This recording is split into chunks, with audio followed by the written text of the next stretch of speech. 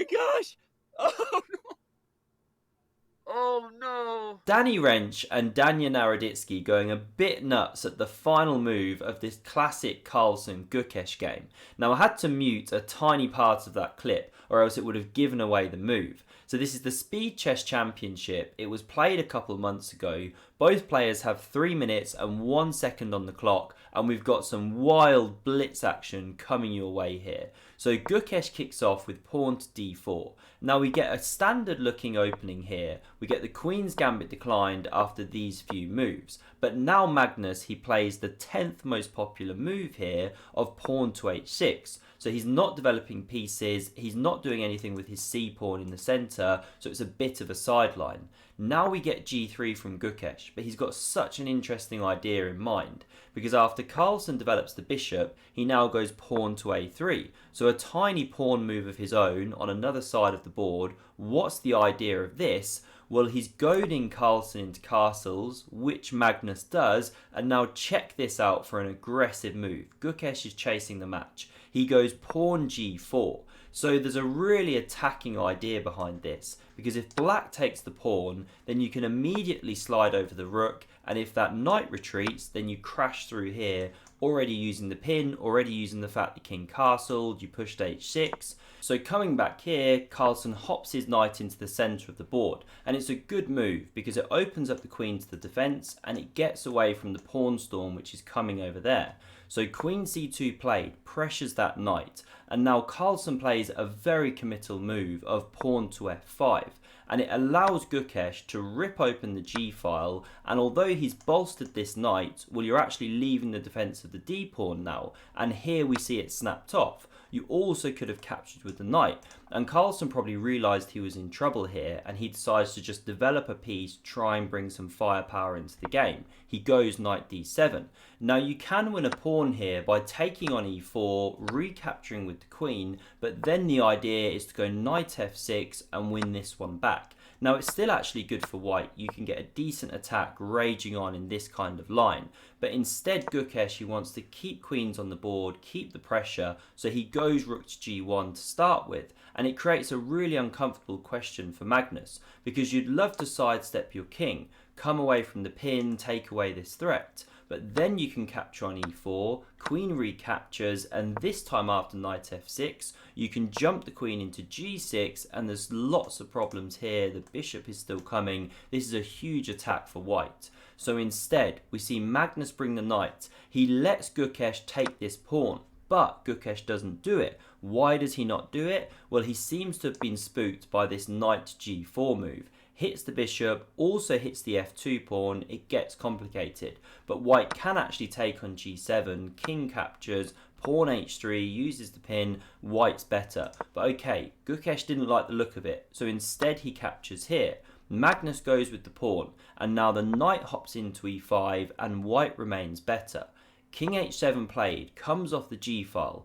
Here we see Gukesh developing, and after bishop to f5, he just castles the king, and he's not afraid of this pawn pushing, open up the attack, because actually the queen can take with check, the bishop's not defended. So instead, we see bishop takes on e5. Not technically best, you could have actually started with the knight taking here, because after pawn recaptures, knight takes, well, now there's some problems down this open d file with the rook lined up against the queen. When the bishop was on d6, those problems weren't such an issue, but Gukesh doesn't find the best way to play here. His best was queen to b3, steps away from the bishop's attack, also pressures the knight and this pawn, but he goes e3, gets a bit spooked by this bishop staring down here. Now queen e7 breaks the d-file pin, and bishop c4 finally develops and pressures that knight. So Magnus defends, pawn f3, trying to take advantage of this bishop that's now undefended since the rook went away, and so we don't see a captures here, but the knight retreats back and hits this bishop. Gukesh drops, and now pawn c5 from Magnus, and look at the clock times. He's got 8 seconds left already to Gukesh's 54, and this is move 20, it goes to move 59, and now Gukesh goes wrong already. he should capture this pawn here, hit the bishop, and after Magnus drops back, well then you can either capture or even go bishop to d5, because if takes, you'll be recapturing with a discovered check from the queen. But what we see in the game here is pawn e6, but now c4 comes, and after the bishop retreats, well Magnus is just winning a pawn, and the bishop is locked out. Advantage Magnus now. So bishop c3 pressures this pawn in combination with the rook. We now see an exchange with check. The queen recaptures, the rook defends, and after queen d4, more pressure on the g-pawn, it kicks on here to g5. And Gukesh now goes wrong, but he's also low on time. His best was pawn to f4, but he goes bishop b1 trying to reactivate that piece. However, it allows Magnus to win another pawn here, and after e4, bishop drops back, he goes pawn h4 just trying to rip open lines. Both players now under 10 seconds, and Magnus had a very strong move here of pawn g4, solidifying a pawn chain supported by the queen. But in true Magnus style, he drops back that queen, saying, okay, let's trade queens, I love endgames, it's a slightly better endgame for me. We see a captures on g5, the queens come off the board, pawn takes back, and now this is really interesting from Magnus. He just pushes his h-pawn, keeps this rook locked out of the game. Really nice idea. King d2. Now the rook activates, pressures the pawn. The king defends, and after rook f8 back, we can see the threat to push f2, so Gukesh preempts and slides his rook over. And now Magnus needs to activate this knight into the game. It's locked out, it can't jump here, so he goes knight to d7. And there's two pawns on prees here as being highlighted on the board. Gukesh doesn't take this one. It is possible, but after pawn b6, well, the bishop's now looking a bit trapped. Now there's some tactics going on. The rook can attack the knight, which is defending the pawn, and it gets a bit complicated. But you don't want to go in for that as white when you can win a clean pawn here, plus chop off that dangerous passed pawn that black had going. So rook takes, the king takes back. Pawn a6 now defends that one, and king f4 starts to activate, and now Gukesh is the one who's slightly better in this endgame. He's got the two bishops, and he's got two passed pawns versus Magnus's one. King g8, Magnus brings the king around. Bishop c2, we see this one worm out of the box now. b5, bishop d1, king f7, and bishop f3. It finally fully activates into the game, although the pawn does need to push to have the eyes opened. King e7 played, and now bishop g2 looks to come onto this diagonal here, and now knight f8 looks to redeploy, check the king and win the bishop. So we get a check from c5, the king goes, and now we see Gukesh just go slightly wrong. He should drop this bishop back, keep his bishop pair, but after king e5, he allows Magnus to check, chop off one of those dangerous bishops, and suddenly the position is level again. Gukesh had an edge. Here comes the king marching in front of the pawn, so Gukesh steps back, stops the advance. Now pawn h4, passed pawns have to be pushed, as they say. Bishop h3 check, king e7, and after king e3, a5, we see Magnus's idea to create a passed pawn on the queen side using his 3-on-2.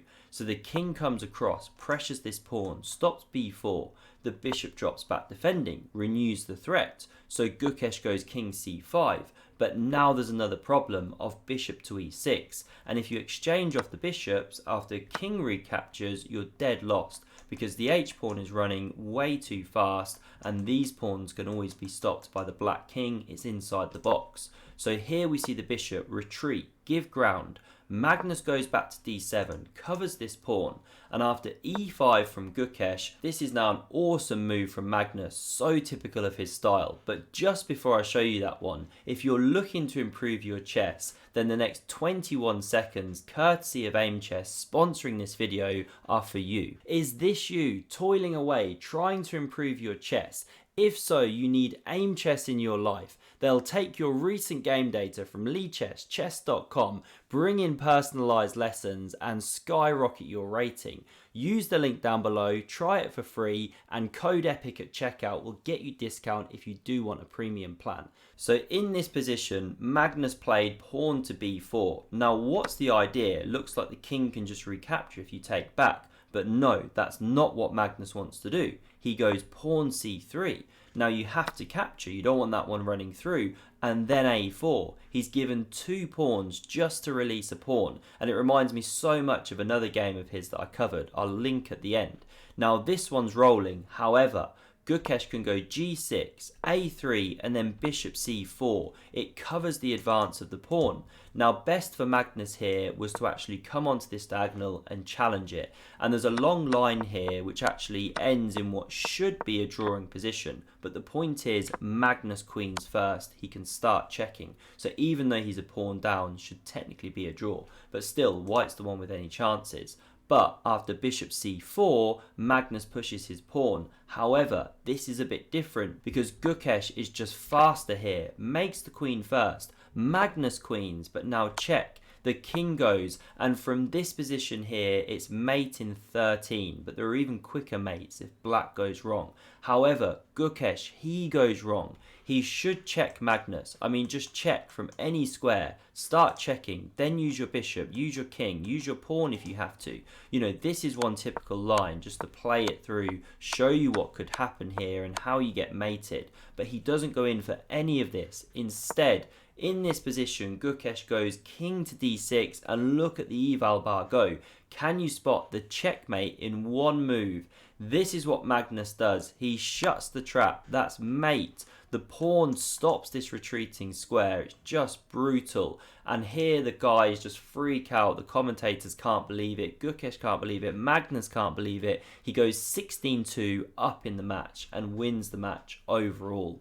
If you want to see another exceptional game between Carlsen and Fabiano Caruana, check out the video on screen. Thanks very much for watching and see you soon.